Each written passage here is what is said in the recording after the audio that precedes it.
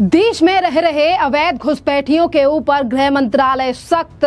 देश के गृह मंत्री अमित शाह ने सभी राज्यों को 30 दिनों में अवैध घुसपैठियों के खिलाफ एक्शन लेने का दिया निर्देश। सीधे तौर पर गृह मंत्री अमित शाह ने कह दिया है कि अपने राज्य में रह रहे घुसपैठियों की पहचान कर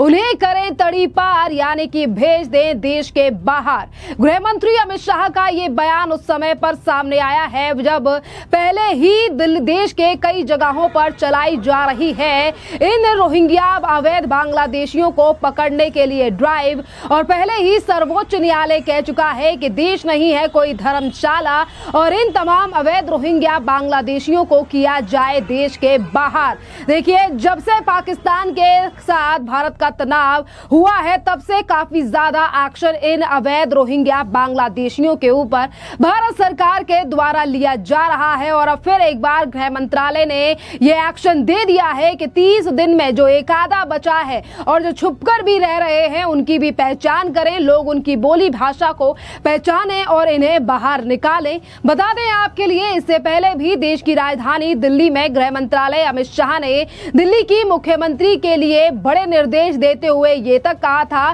कि जो लोग इन अवैध बांग्लादेशियों को देश में बसाने, दिल्ली में बसाने और इनके अवैध तरीके से जो फर्जी आधार कार्ड, पैन कार्ड बनवा रहे हैं उनके ऊपर भी एक्शन लिया जाए। और अब 30 दिनों का टाइम दे दिया गया है राज्यों के लिए कि इन 30 दिनों में फुल्ली ड्राइव चलाई जाए और इन रोहिंग्या बांग्लादेशियों को बाहर किया जाए। देखिए, अगर हम इस ड्राइव की बात करें तो ऐसा लग रहा है कि चलने प्रधानमंत्री नरेंद्र मोदी की सरकार और गृह मंत्रालय के द्वारा दिया गया आदेश जिसका अब नतीजे दिखने लगे हैं, क्योंकि हरियाणा के झज्जर में पुलिस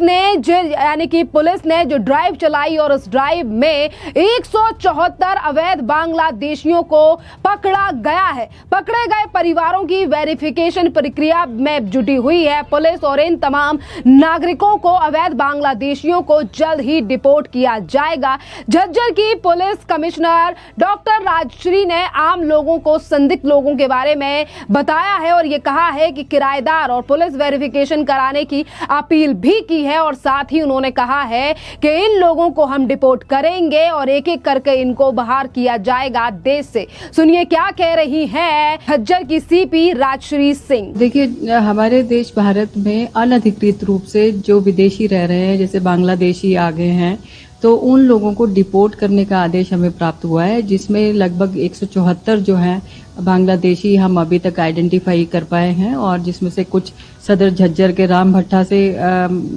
निकाले गए हैं, कुछ जो है टीसी भट्टा है बादली में, वहां से हमने आइडेंटिफाई किए हैं, जिसमें पुरुष जो हैं वो 58 है, महिलाएं 52 हैं और 64 बच्चे हैं। तो इन सबको डिपोर्ट किया जाएगा।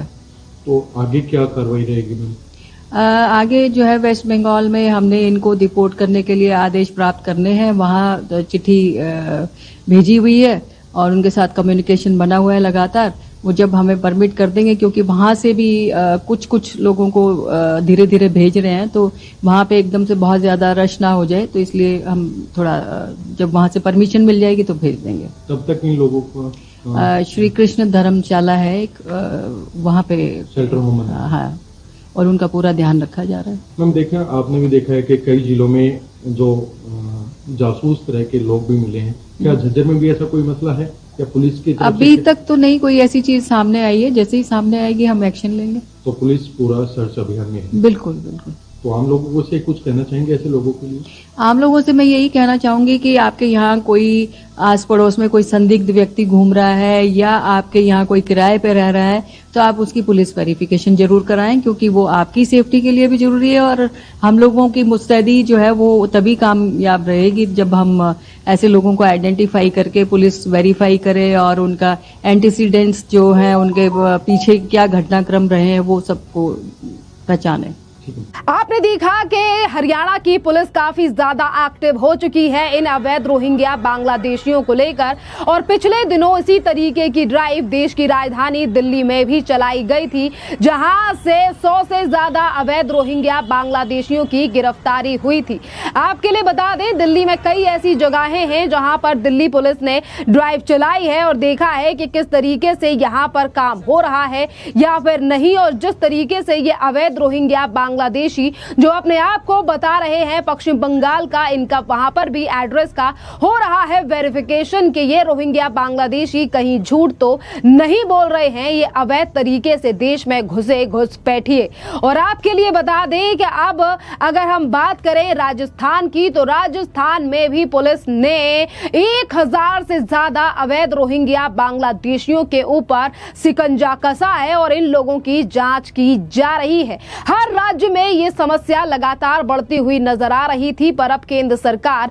इन अवैध रोहिंग्या बांग्लादेशी घुसपैठियों को लेकर काफी ज्यादा सख्त हो चुकी है। बात यहां पर अगर फिर एक बार हरियाणा की करें, तो हरियाणा के भिवानी में पुलिस वेरिफिकेशन चल रही है। लोग इनके आधार कार्डों को, यानी कि पुलिस जो है वो इन लोगों के आधार कार्ड को चेक कर रही है। आप तस्वीरों में देख सकते हैं कि किस तरीके से पुलिस वेरिफिकेशन कर रही है, सवेरे से यहां पर लगी हुई है। और अब हम आपको बयान सुनाते हैं भिवानी के एसएचओ का, क्या कह रहे हैं वो ड्राइव चलाते समय और क्या क्या सवाल पूछे गए हैं और किसने जानकारी यहां पर दी है और कितने लोग यहां भिवानी में रह रहे हैं जिनकी जांच और जिनके लिए ड्राइव चलाई गई है, जिन लोगों से जांच कर रही है पुलिस। सुनिए एसएचओ का बयान। श्रीमान पुलिस अधीक्षक श्री मनवीर सिंह एसपी भिवानी जी के दिशा निर्देश पर आज थाना शहर भिवानी में एक विशेष दस्ते का गठन करके हमने कॉम्बिंग ऑपरेशन किया,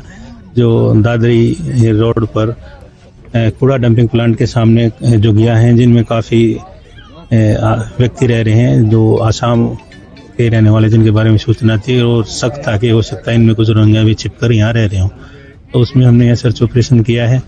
हमारी स्पेशल रिक्वेस्ट पे एडीसी साहब ने भी इसमें हमारी सहायता की और 3 ऑपरेटर हमारे साथ जो ऑनलाइन आधार चेकिंग के लिए हमारे साथ अपॉइंट किए। तो हमने एक संयुक्त टीम बनाई जिसमें हमारे पुलिस मुलाजमान वर्दी में भी और सिविल में भी, जैसे आपको मैं खुद नजर आ रहा हूँ, और अन्य रूप से भी यहाँ मौजूद थे ताकि कोई शरारती व्यक्ति इधर उधर भागने का प्रयास करे तो तुरंत काबू किया जा सके। तो सुबह हमने 5 बजे से सर्च ऑपरेशन चलाया हुआ था। सर्चिंग अभी हमारी जारी है, दस्तावेज इनके चेक कर रहे हैं। अभी तक जो हम आधार कार्ड का जो प्रोसेस अपनाया था इनको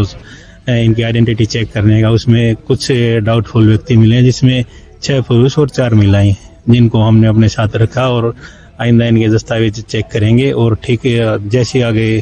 रिपोर्ट दस्तावेज हो जाएगी उसके आधार पर इस पर आगामी कार्रवाई की जाएगी। इसमें बच्चे कितने हैं?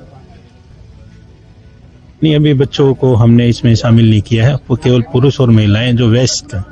उनको हम शामिल कर रहे हैं। उसके बाद आगामी कार्रवाई में जो बाल कल्याण समिति है उनके सदस्यों के साथ लेके बच्चों का प्रोसेस भी अपनाया जाएगा। बिल्कुल, इसमें हमारा पूरा जो पुलिस प्रशासन है पूरे प्रदेश स्तर पे, जैसे आपने देख रहे हैं हर जगह पुलिस की कॉम्बिंग चली हुई है और हम पूर्ण रूप से मुस्तैद हैं और दिल से कार्रवाई कर रहे हैं कि जो भी कोई अप्रवासी है जो गलत तरीके से, अवैध तरीके से आगे भारत में जिसने अपना ठिकाना बनाया, उसको हम सर्च करेंगे, उसको ढूंढ कर निकाल लेंगे और वापस उसके खिलाफ कानूनी कार्रवाई करके उसको वहीं भेजेंगे जहाँ से वो भाग कर आया है। कितनी टीमें सर बनाई गई इसमें अगर बात करें तो, और सिविल डिफेंस में जो पूरा सर्च अभियान कुछ अभी हमने यहाँ इसमें 5 टीमें इसको चारों तरफ से कोऑर्डिनेट करने के लिए बनाई थी, जिसमें कुछ मुलाजिम हमारे सिविल में, कुछ हमारे यूनिफॉर्म में, कुछ हमने जैसे ट्रैक सूट वगैरह में, ताकि जो इजीली कोई आदमी भागने का प्रयास करता है तो उसको इजीली काबू कर सके, और कुछ आसपास की गतिविधियों पर नजर बनाए रखने के लिए। अब जैसे यहाँ आपने देखा कि इतनी जोगियाँ हैं और यहाँ सरकार की तरफ से सरकारी सुविधाओं का जिस तरह से दुरुपयोग कर रहे हैं कि लाइट जो इनके द्वारा प्रयोग की जा रही है, कोई बिजली का मीटर नहीं है और ये गलत तरीके से इसका प्रयोग कर रहे हैं सरकारी संसाधनों। इसके बारे में एसडीओ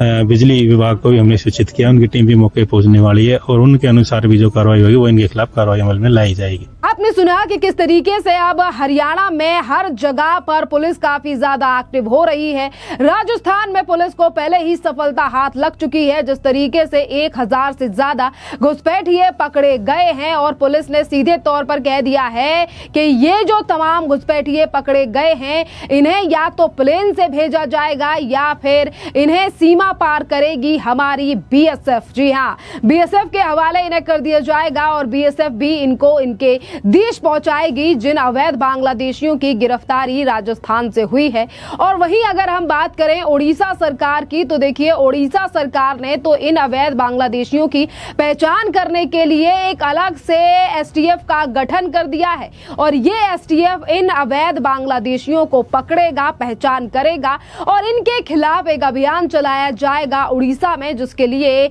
अलग से एसटीएफ का गठन किया गया है। और इस एसटीएफ का काम सिर्फ और सिर्फ अवैध रोहिंग्या, बांग्लादेशी और घुसपैठियों की पहचान कर